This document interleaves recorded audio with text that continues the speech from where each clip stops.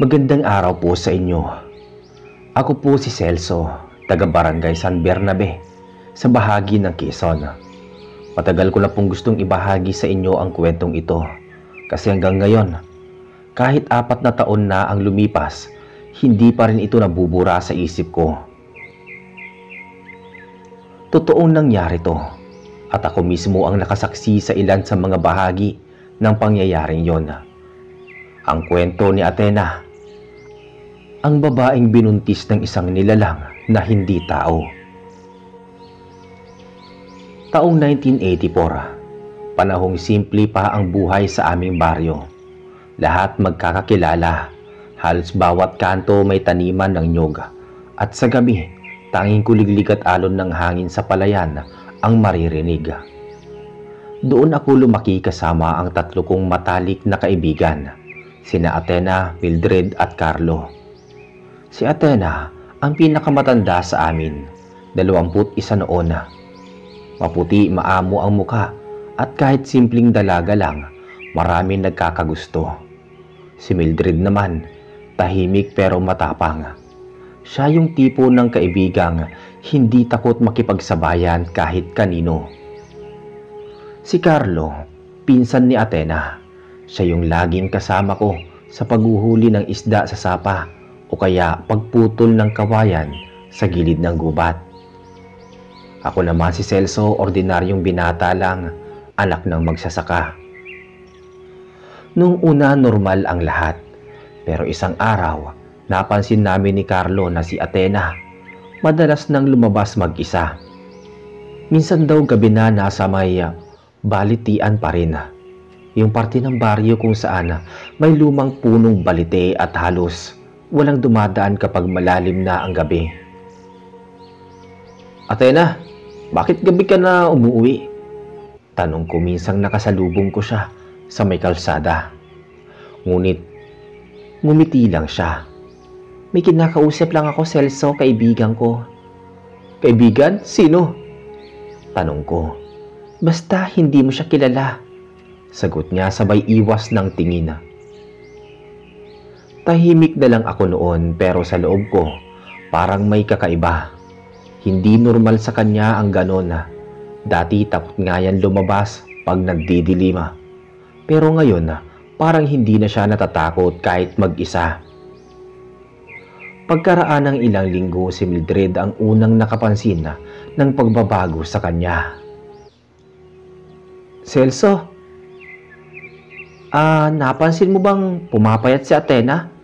Tapos parang laging tulala. Oo nga. Si Carlo nga sabi may narinig daw siyang boses sa may baliti kagabi. Parang si Athena daw yung tumatawa. Napatigil si Mildred. Tumatawa? Gabi na? Tumango ako. Mga alas 10 sabi ni Carlo.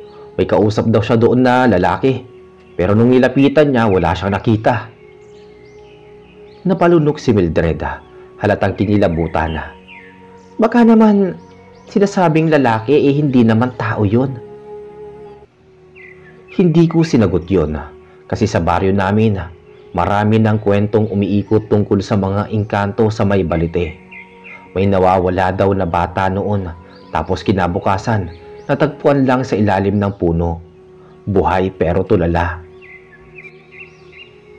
May mga baka rin daw na bigla na lang nagkakasakit kapag napapadaan doon.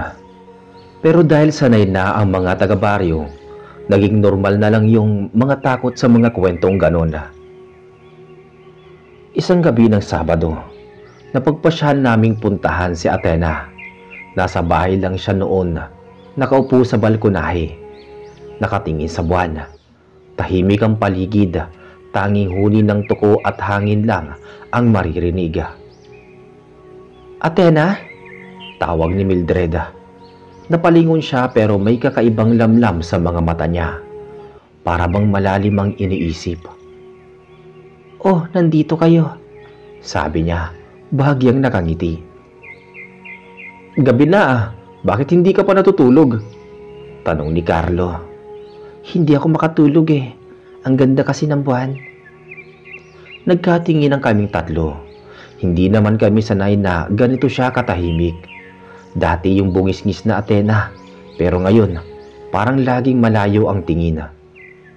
Maya-maya, bigla siyang tumayo at tinuro ang puno ng balite sa di kalayuan. Doon siya. Mahina niyang sabi. Sino? Si Ramil. Siya yung kaibigan ko, laging nandyan.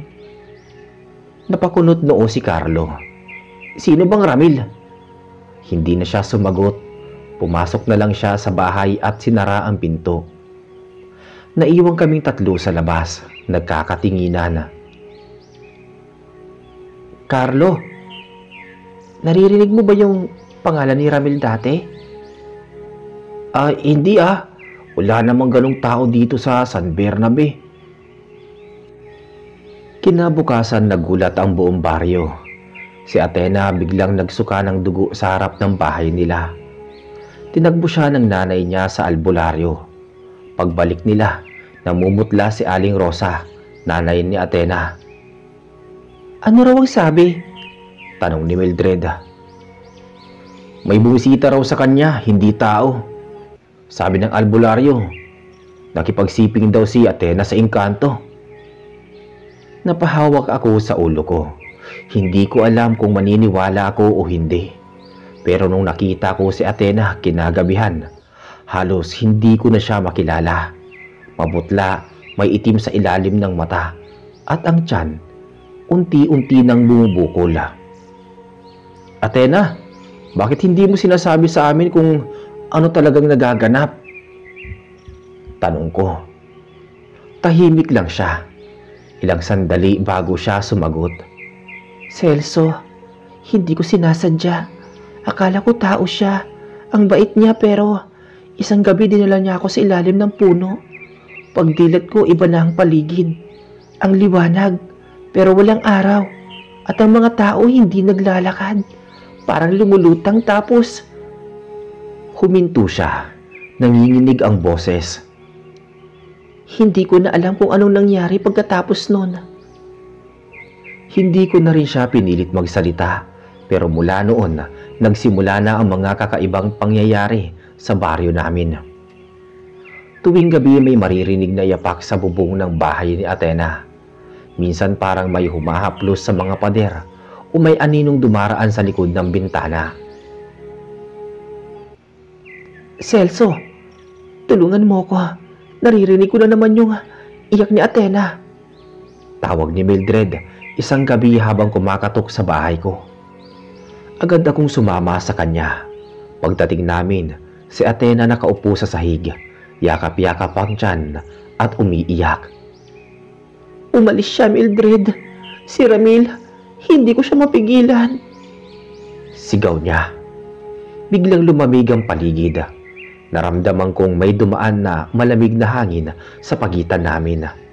Lahat ng kandila sa altar ng bahay biglang namatay. Athena, ano yan? Sino yung Ramil na yan?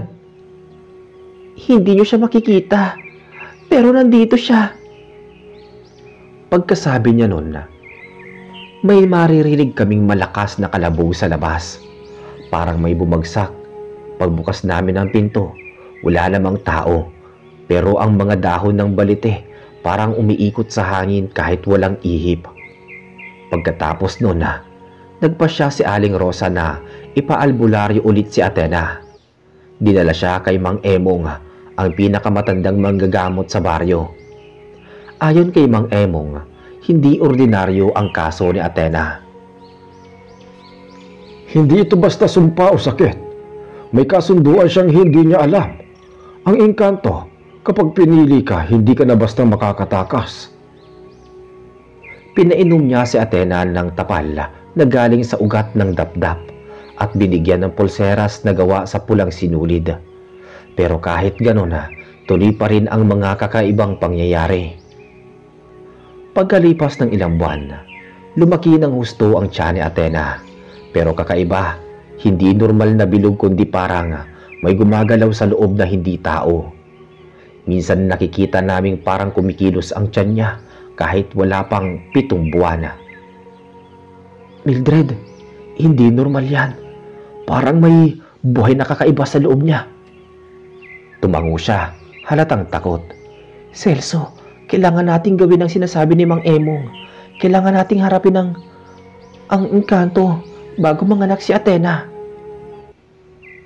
Kinabukasan, maaga kaming nagpunta ni Mildred sa bahay ni Mang Emong.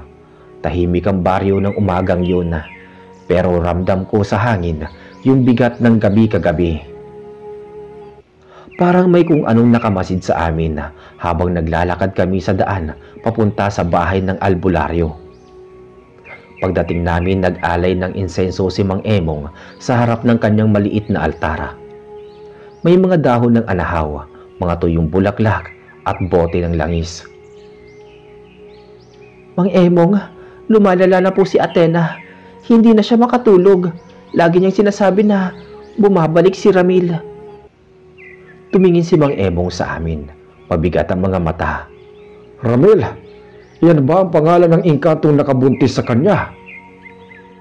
Opo, sabi raw ni Athena, dun sila nakita sa may punong balite. Sagot ko. Hindi na bago yan. Noong dekada 70, may dalagang ganyan din dito. Nakipagkaibigan daw sa isang gwapong lalaki. Paglaon, nalaman naming hindi tao. Engkanto rin, tagabantay ng mga puno na balite. Napatitig ako sa kanya. Ano nangyari sa dalaga, Mang Emong? Tanong ko. Tumikhim siya, parang ayaw sagutin. Hindi ko na naabutan ang dulo, pero ang sabi ng mga matatanda noon, nawala raw siya isang gabi at nang makita ulit, may karga na siyang bata. Hindi siya nagsalita kailanman kung sino ang ama. Tahimik kami sandali. Ramdam kong kumabog ang dibdib ko. Parang unti-unti nang inuulit ng kasaysayan ang sarili nito. Kung ganoon, paano natin matutulungan si Athena? Sabi ni Mildred. Kinuha ni Mang Emong ang isang maliit na bote ng langis. Ito ang langis na galing sa ugat ng kamangyan. Ipatak niyo ito sa noo ni Athena bago siya matulog. Huwag niyo siyang pabayaan sa gabi. At tandaan ninyo, huwag ninyong hahayaang lumapit siya sa balite, kahit anong mangyari. Tumango kami ni Mildred. Agad kaming umuwi, dala ang langis at panalangin na sana makatulong iyon. Pagdating namin sa bahay ni Athena, naroon na si Carlo. Pawis na pawis siya, halatang galing sa takbuhan. Celso, Mildred, kanina pa nagwawala si ate sa loob. Sabi niya, gusto niyang lumabas. Gusto raw niyang puntahan si Ramil. Agad naming tinakbo ang silid ni Athena. Nakita namin siyang nakaupo sa sahig, nakatali ng lubid sa kamay at umiiyak. Athena, huwag kang lalabas, sabi ni Mildred habang nilalapitan siya. Naghihintay siya sa akin. Sabi niya, kukunin niya kami ng anak namin. Sabi ni Athena, nanginginig ang boses. Walang anak, Athena. Engkanto yan. Niluko ka lang niya. Sabi ni Carlo. Pero tumingin si Athena kay Carlo na parabang may ibang nilalang na nakamasid sa mga mata niya. Hindi mo alam ang sinasabi mo, Carlo. Hindi siya masama. Sabi ni Athena. Lalong lumamig ang paligid. Biglang may kumalabog sa bubong, parang may mabigat na bumagsak. Napatakbo ako sa bintana, pero wala akong nakita maliban sa mga dahong umiindayog kahit walang hangin. Celso, yung langis, sabi ni Mildred. Agad kong ipinahid sa noo ni Athena ang langis. Pagdampi ko pa lang, bigla siyang napasigaw. Parang may nasusunog sa loob niya. Aray ko, masakit! Sigaw niya. Hawak ang tiyan. Athena, anong nangyayari sa'yo? Tawag ni Carlo. Nang tumigil siya sa pag-iyak, nakatulog siya bigla. Tahimik, pero ang tiyan niya, gumagalaw parang may kumikilos sa loob. Hindi gaya ng normal na pagbubuntis. Para bang may kamay na tumutulak mula sa loob. Napatakbo kami palabas. Halos nanginginig si Mildred. Celso, Kailangan natin ng tulong. Kinabukasan, pinatawag namin si Mang Emong. Dumating siya bandang hapon, dala ang kanyang lumang bag na puno ng dahon, asin at kandila. Pagpasok niya sa bahay, agad siyang napahinto. Malakas ang presensya dito. Narito siya. Hindi siya umalis. Si Ramil? Oo, at nakatali ang kaluluwa ni Athena sa kanya. Agad siyang nagsindi ng 3 kandila at nagsimulang magdasal. Naglagay siya ng asin sa 4 na sulok ng bahay. Habang nagdarasal, biglang lumakas ang hangin sa loob, kahit sarado ang mga bintana. Umalis ka na. Hindi ka nararapat dito. Sigaw ni Mang Emong. Biglang may narinig kaming boses. Boses ng lalaki. Mahina, pero malinaw. Hindi mo siya maaalis sa akin. Napalingon kami. Si Athena, gising na. Pero hindi siya yung dating Athena. Ibang-iba ang itsura ng mga mata niya. Parang walang puti. Itim lang lahat. Ramil, bulong niya, sabay ngiti na nakatitindig balahibo. Hindi mo siya makukuha, sigaw ni Mildred habang hinahawakan ang kamay ni Athena. Pero biglang napatras si Mildred, parang tinulak ng hindi nakikitang lakas. Napatumba siya sa sahig. Mang Emong! Celso, kunin mo ang bote. Ipatak mo ulit sa noo niya. Ginawa ko kaagad, pero bago ko pa maipatulo, biglang sumigaw si Athena. Hindi na boses niya ang boses na iyon. Boses ng lalaki. Hindi niyo alam kung ano ginagawa ninyo. Tumigil kaming lahat. Ramdam ko ang lamig sa batok ko. Parang may humihinga sa likod ko. Pagkaharap ko, may aninong matangkad na nakatayo sa may pintuan. Mahaba ang buhok, maputi ang balat, at nakasuot ng lumang barong Tagalog. Pero hindi siya tao. Alam ko, ang mga mata niya kumikislap sa dilima. Ramil, kunin mo ko, sabi ni Athena habang umiiyak. Hindi mo siya madadala. Itinaas ni Mang Emong ang bote ng langis at ibinuhos lahat sa ulo ni Athena. Bigla siyang napasigaw at ang aninong lalaki unti-unting naglaho, parang usok na tinangay ng hangin. Nang matapos ang lahat, bumagsak si Athena sa sahig. Walang malaya. Pagkalipas ng ilang oras, nagising siya. Tahimik, parang walang nangyari. Pero nang tumingin kami sa kanya, iba na ang aura niya. Hindi na siya mukhang pagod, pero wala ring emosyon. Kamusta ka na, Athena? Tanong ni Mildred. Wala na siya. Umalis na si Ramil. Pero napansin ko habang nagsasalita siya, may luha sa gilid ng mata niya. Pero bakit parang malungkot ka? Tanong ko. Dahil hindi ko siya mapapalaya. Kasi kahit wala na siya rito, may iniwan siya sa akin. At hinaplos niya ang tiyan niya. Nang marinig namin yun, nagkatinginan kami ni Carlo at Mildred. Ang tiyan niya kumikilos pa rin. Ang bata sa sinapupunan niya hindi basta tao. Bulong ni Mang Emong. Simula noon, binabantayan na namin si Athena. Gabi-gabi. Bawal siyang lumabas, bawal lumapit sa balite. Pero kahit ganoon, may mga gabi pa rin na naririnig namin kumakaluskos sa labas. May humahaplos sa dingding. Carlo, paano kung bumalik yung Ramil na yun? Sabi ko isang gabi habang nagbabantay. Kung babalik siya, handa akong ipagtanggol si ate kahit anong mangyari. Biglang may kaluskos sa ilalim ng bahay. Napatingin kami pareho. Mula sa dilim, may lumabas na anyo ng lalaki. Nakayuko, mahaba ang buhok at walang muka. Siya na yan! Sigaw ko. Halos mapasigaw kong sabi yun. Tinuro ko yung nilalang sa ilalim ng bahay. Sumigaw si Carlo. Ate, huwag kang lalabas! Sabay hawak sa pintuan para isara. Pero bago pa niya masara, biglang may humampas na malakas na hangin.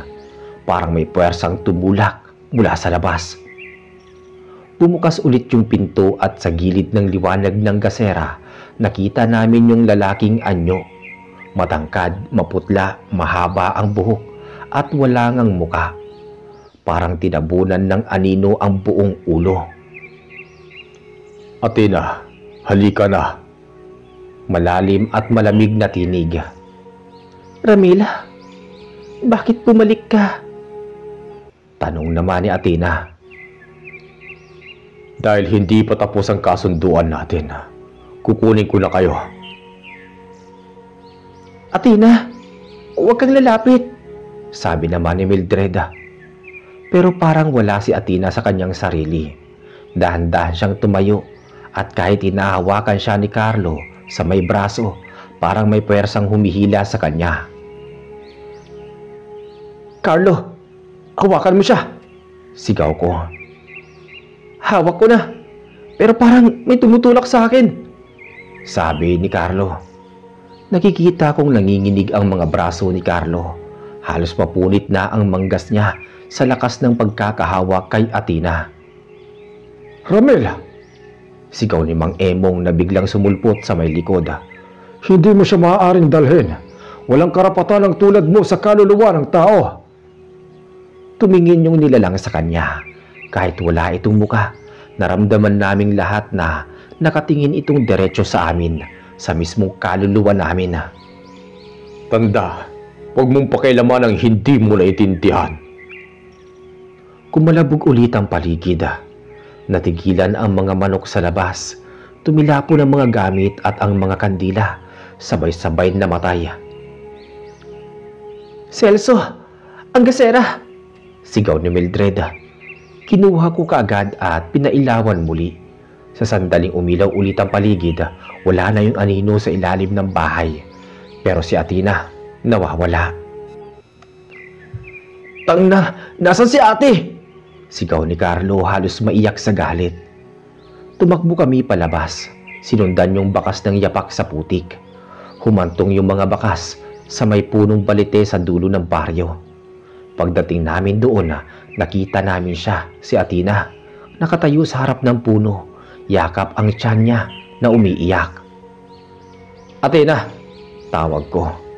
Paglingon niya sa amin, nanlaki ang mata ko. Mukha niya ay parang hindi na sa kanya, paputla. Mga ugat na gilid ng pisngi at ang mga mata kulay abo. Celso, tulungan mo ko. Mahinang tinig niya. Alika, uwi na tayo, sabi ni Carlo habang dahan-dahang nilalapitan siya. Ngunit bago pa siya makalapit, biglang umangat ang hangin at mula sa likod ng puno may lumitaw na liwanag. Puting-puti pero nakakasilaw. Mula sa liwanag na yon, unti-unting sumulpot si Ramila sa anyong mas malinaw ngayon.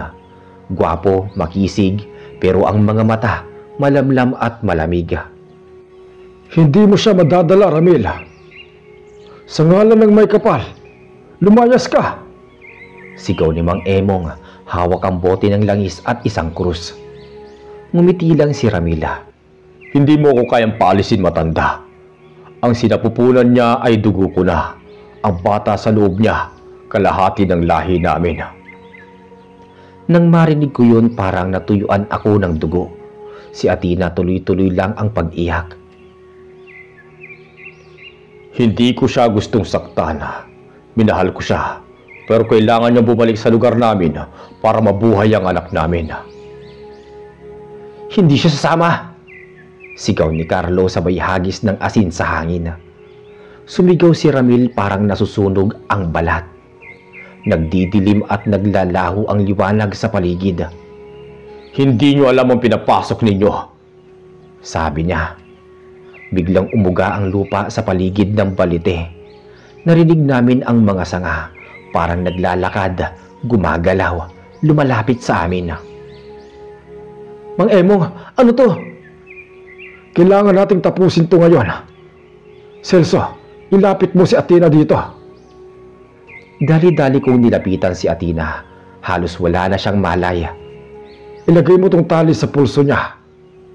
Utos ni Mang Emong sabay abot ng pulang sinulid. Pagkakabit ko pa lang ng sinulid, biglang sumigaw si Ramil. Hindi mo siya may tatali sa inyo. Umangat siya sa ere. Kasabay nun, ang tiyan ni Athena gumalaw ng malakas. Napasigaw si Athena. Halos mawalan ng boses. Celso, may lalabas! Sigaw ni Mildred.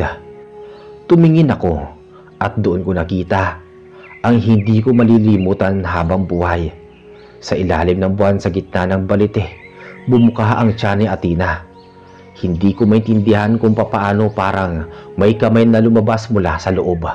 Puno ng dugo pero walang sigaw, walang iyak ng sanggola. Ang anak namin! Lumapit si Ramil. Pero bago pa niya mahipo, hinampas ni Mang Emong ang krus sa hangin.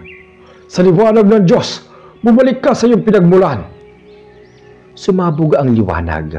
Ang puno ng balite parang nagliyab pero walang apoy. Lahat kami natumba. Pagmulat ko, wala na si Ramil. Wala na rin ang liwanag. Si Athena nakahandusay sa lupa. Walang malay. May sugat sa tiyan. Pero parang walang dugo. At sa tabi niya, may maliit na nilalang. Parang sanggol pero kulay abo ang balat. Sarado ang mata. At walang umuugong na hininga. Diyos ko! Mahina kong sabi. Si Carlo nakaluhod sa tabi ng kapatid niya. Umiiyak. Ate! Gumising ka naman, ate! Dahan-dahang dumilat si Athena. Celso, nawala na siya. Wala na si Ramil, Athena. Sagot ko. Pero umiling siya. Hindi nandito pa siya. At itinuro niya ang sanggola. Nang lumapit ako, nakita kong kumilos yung nilalang kahit hindi pa humihinga. Ang mga mata nito biglang bumukas. Kulay itim parang walang puti. Celso, iyan ang kalahating engkanto. Sabi ni Mang Emong. Napatras ako. Ano gagawin natin dyan? Hindi natin pwedeng saktan, pero kailangan itong ilayo sa baryo. Saan lugar? Tanong ni Mildred. Tayong gubat ng malasugi ang kayang tumanggap ng ganitong nilalang. Iwan natin doon bago magbukang liwayway. Walang nagtanong pa. Dinala namin yung sanggola, binalot sa tela at naglakad papuntang gubat. Si Athena iniwan muna kay Aling Rosa, mahina pa. Pagdating namin sa loob ng gubat, halos 4:00 na ng umaga. Tahimik ang paligid, walang huni, walang hangin. Dito, ilagay ninyo ang bata rito. Maingat kong inilapag yung nilalang. Nakapikit ito, parang natutulog. Pero bago pa kami umalis, biglang nagliwanag ang paligid. Malamlam na asula, parang liwanag ng buwan. Umalis na tayo. Tumakbo kami palabas ng gubat. Pag uwi namin, nakita namin si Athena gising na. Nakaupo siya, hawak ang tiyan. Parang alam niyang may nangyari. Tapos na ba? Tanong niya. Oo, sagot ni Carlo. Pero nanginginig pa rin ang boses. Nilayo na namin yung sanggol. Dagdag pa niya. Ngumiti siya ng mahina. Salamat. Sana matahimik na siya. Simula noon naging maayos na ang lahat. Si Athena, hindi na muling ginagambala ni Ramila dahil binigyan siya ng matinding pambakod poder at isinarado ang pangatlong mata upang hindi na makakita ng kung ano-anong nilalang o engkanto. Ngunit talagang tumatak na sa kanilang isipan at hindi na malilimutan ang karanasan naming iyon. Nang nabuntis si Athena ng engkanto. At dito po natatapos ang ating kwento. Maraming salamat po sa inyong pakikinig. Hanggang sa muli.